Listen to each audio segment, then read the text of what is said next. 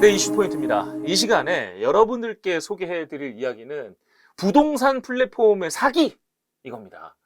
K사뭉이라는 부동산 플랫폼 회사 1000명으로부터 2천억의 피해를 일으켰어요. 근데 경찰이 파악하기로는 그거보다 더 많은 피해가 있을 거다 이런 겁니다. 이들이 어떤 식으로 좀 피해를 일으켰고 대체 어떻게 하면 이걸 예방할 수 있을까? 이거에 대한 고민을 해보려고 오늘의 이 영상을 준비를 했습니다. 일단 이 사람들이 말하는 게 폰지 사기 이런 겁니다. 폰지 사기가 뭐냐면 내가 뭔가를 부동산을 살 거야. 부동산을 살 거니까 네가 여기다 돈 좀 뿌려줘. 근데 실제로 그 부동산으로 성과가 일어나야 되는데 성과가 일어나지 않은 거야. 그러니까 앞에 먼저 돈을 입금한 사람의 돈을 빼서 뒤에 입금한 사람한테 뭔가 보존을 하고 아니면 뒤에 입금한 사람의 돈을 빼서 앞에 이미 입금했던 사람들한테 돈을 다시 보존하는 말하자면 돈 돌리기인 거죠. 폭탄 돌리기라고 봐야 되나? 이런 식으로 폰지 사기를 일으킨 아주 큰 부동산 사기인 겁니다. 근데 이게 좀 먹히네요, 이게. 어떻게 먹히는 거야? 지금도 아마 잘 펴지는 않았지만 어디선가에서? 벌어지고 있어요. 주로 이제 테란노에 강남이요? 예, 강남에 이제 부동산 기획부동산하고 같은 범주로 보시면 돼요.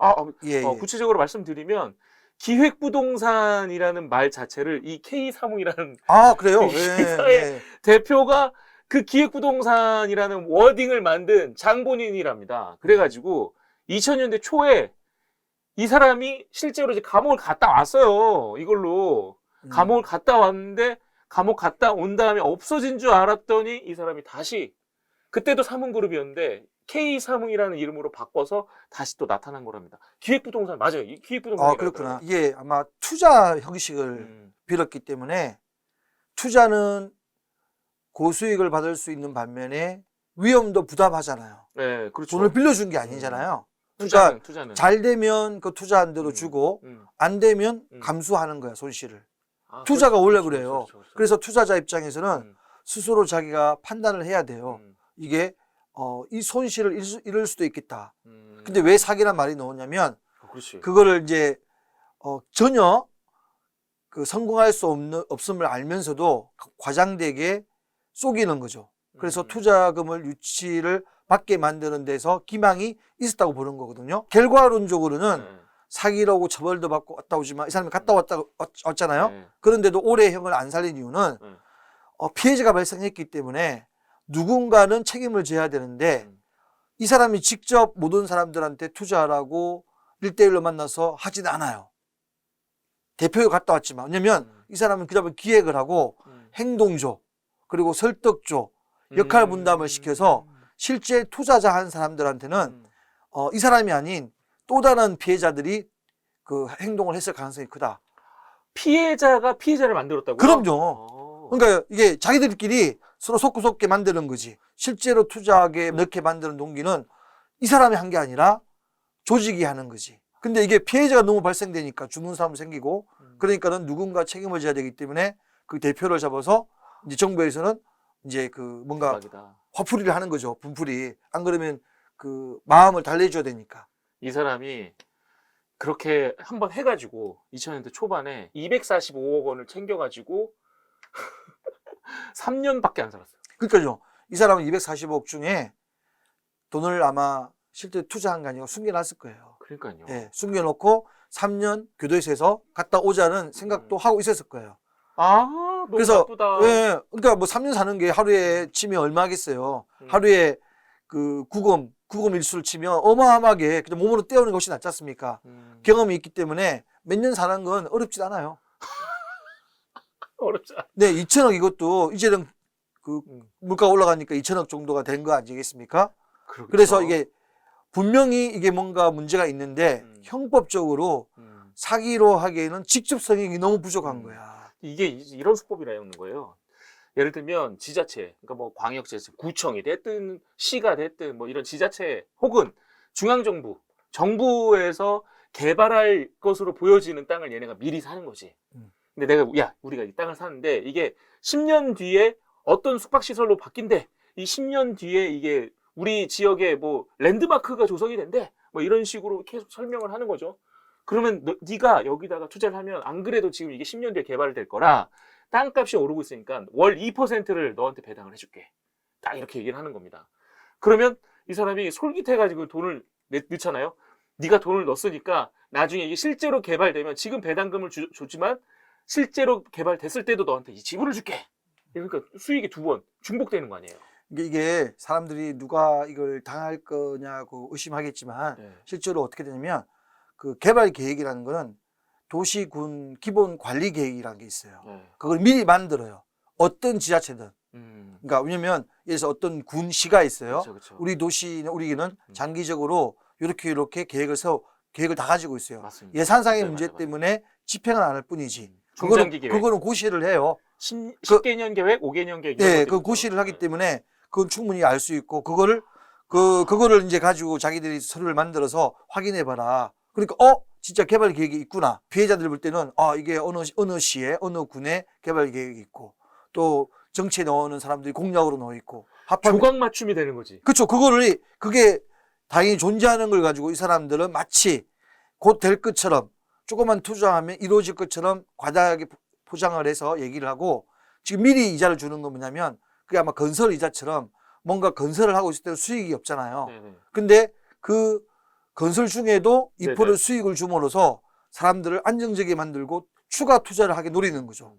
예를 들어서 한 사람이 투자해서 1억을 투자했는데 2%면 200만 원 아닙니까? 1억을 했을 때. 예. 200만 원 받죠? 네네. 예, 200만 원씩 나와. 근데 친구한테 얘기 안 했겠어요? 야, 이렇게 했는데 200만 원 나와. 자기가 들은 얘기를 과장해서 또 얘기를 해요. 주로 지인들이야. 가족 아니면 지인들한테 얘기를 해요. 서로가 서로 이제 가해자고 피해자가 되는 왜냐면 거예요? 내가 돈을 받았기 때문에 내가 한 3개월치 받았단 말이에요. 딱딱 들어와요. 그리고 개발 계획은 계속해서 그리고 그 이루어지는 같은 느낌이 들어. 실제로는 전혀 진전이 없음에도 그리고 그렇게 하라고 계속해서 요런 회사에서는 사람들 인여무장 시켜요. 다시 모이게 해서 또 밥도 사주면서 누군가는 선전 무대가 있지. 그 사람도 이용당하고 있거든요. 그 사람도 이용당하거나 아니면 일부러 그렇게 만들어서 성공한 사람들의 모델을 몇 명을 만들어요. 그 사람들이 앞에 서서 이렇게 투자하니까 좋다. 그리고 그 투자 금액을 계속 늘리게 만드는 거야. 아니 근데요 이게 2%가 말이 돼요? 이게 1년에 24% 아닙니까? 1년에 24%면 처음에 만약에 1년에 24% 준다 그러면 같은 거예요. 한 달에 2%나 의심하지. 예. 어떻게 2,400만 원을 주지? 1억 투자했는데. 그러니까 너무 가다가 그러는데 2% 하면 200만 원, 1억에 200만 원. 이자자연법이 한 그보다 좀 높거든요. 충분히 가능하다. 이면 사채에 돈을 빌려주는 전주라는 사람도 수익이 높아요. 네. 수익이 그 뒷돈을 대는 것처럼 이 사금융 시장이나 이게 정상적인 시장 아닌 그 암시장 같은 데는 이런 게 지금도 존재하고 있어요. 그걸 돈놀이 한다고 표현하잖아요. 네네네. 그래서 재미를 보거나 아니면 누가 이익을 얻었다는 얘기를 들으면 이런 사람들 관심이 많거든. 은행 이자나 정상적인 투자로는 너무 이게 양이 안 차는 거야. 그러니까는 뭔가 다른 데서 어떤 변칙적으로 한두 번 어떤 이익을 얻은 사람은 이런 얘기에 처음에 조사를 하겠지. 회사도 가보고 고민도 하고. 그런데 이렇게 개인 차원에서 의심의 눈초리로 따지다 할지라도 이런 쪽에 가면 이겨낼 수가 없어요. 이 사람들은 그것만 연구하는 수십 년간 연구하고 베테랑들인데 못 이깁니다.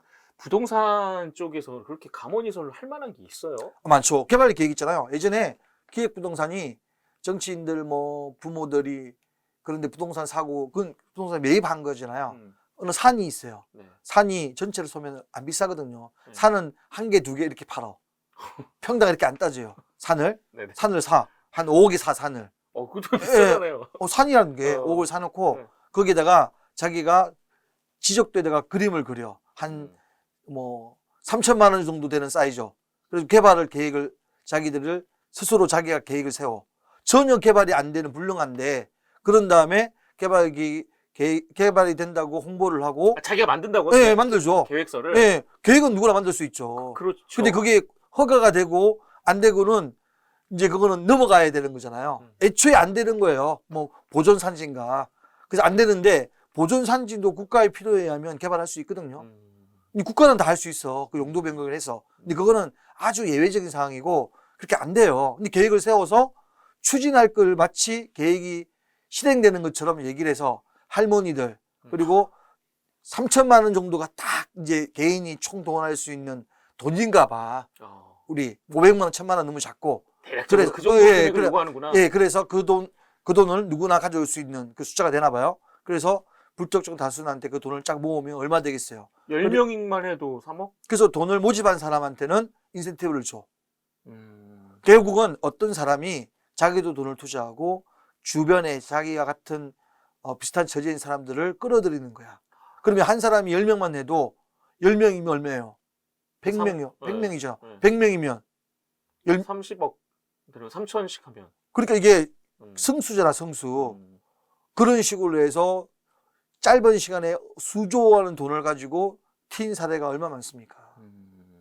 이 사기도 결국은 그런 식으로 투자를 해서 돈을 받아서 운영하다가 아까 말씀하신 것처럼 처음에 이제 어떤 사람이 김새를 칠 거 아닙니까? 네네. 아, 이상하다. 아니면 주변에 얘기했더니 그 사기다. 그러면 이제 정신을 차려보니까는 사기인 거야. 위험해. 독촉을 하겠죠. 내 돈 돌려달라고 독촉하면 얘들은 통계를 가지고 있잖아요. 이런 사람이 많아지면 문제가 되겠다. 들키겠다. 새로운 사람 돈을 받아서 그 사람한테 일부를 메꾸는 거지. 다 돌려주진 않고. 왜냐면 다 돌려주면 그게 그 대인출 상태가 생길 수가 있잖아요. 그러니까는 그렇게 100% 인출하지 못하게 말이 안 나오게끔 관리를 하는 거야.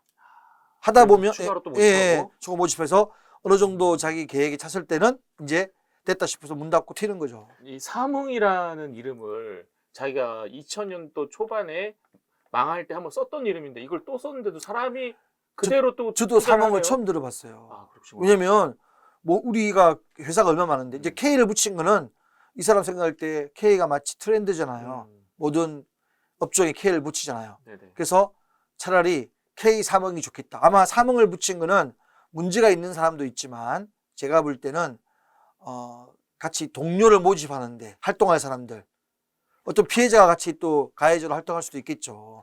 그리고 또 있어요. 이게 아무리 그럴싸한 계획이라도 구분할 수 있는 방법이 없어요. 그 사업체 해당 개발 계획에 대해서 사실은 이제 전문가들을 통해서 의견을 구하는 방법으로 체크를 해야 되겠죠. 그러니까 관련 이 분야의 전문가. 그런데 그게 굉장히 그 번거로울 수 있잖아요. 네. 누가 또 쉽게 응대해 주겠어요. 네. 다 시간과 돈이잖아요. 네네. 물어보면 뭐 가족이 아니고서는 얘기를 하겠어요?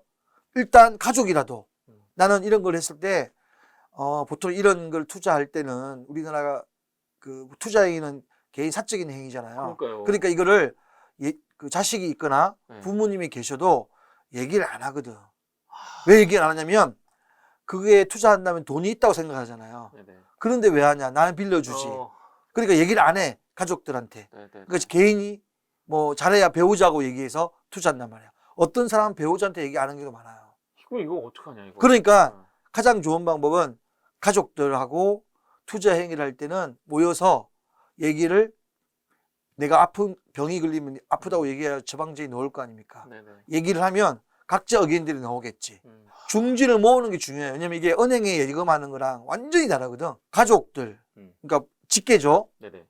사촌 넘어가면 이제 다르게 얘기 나올 수 있어요. 또 그래요? 제가 볼 땐 그래요. 직계들, 특히 부모님과 자녀분들하고는 직계잖아요. 네네. 제가 볼 땐 직계하고는 솔직히 얘기를 해서 이게 의견을 구하는 게 중요해. 의견을 일단 구해봐라. 중에서 그분들 중에서 어느 정도 의견이 모아지면 뭐 그다음에 좀 진행할 수 있고 반대하면 반대한 이유를 점검해 볼 필요가 있는 거야.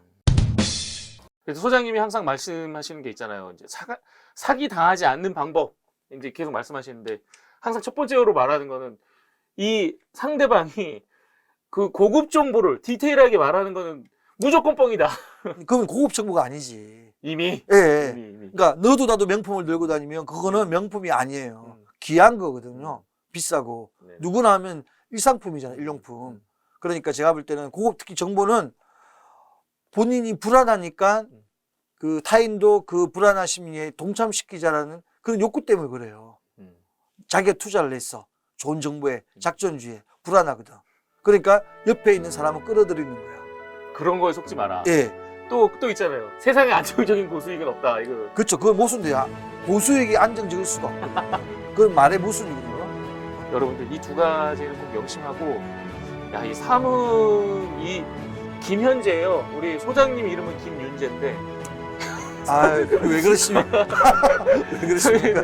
김현재 이 회장이 일으킨 이 지금 피해액이 더 커질 수 있다는 게 얘기 있어서 너무나도 지금 마음이 아파가지고 여러분께 일단 가지고 왔고 앞으로 이런 거 가지고 사람들 마음을 회복시키지는 않았으면 좋겠어요. 이 시간은 다른 추가적인 피해를 좀 막아보자는 취지로 여러분께 전해드리는 시간 준비했던 겁니다. 이 시간 여기까지 하겠습니다. 고맙습니다. 감사합니다.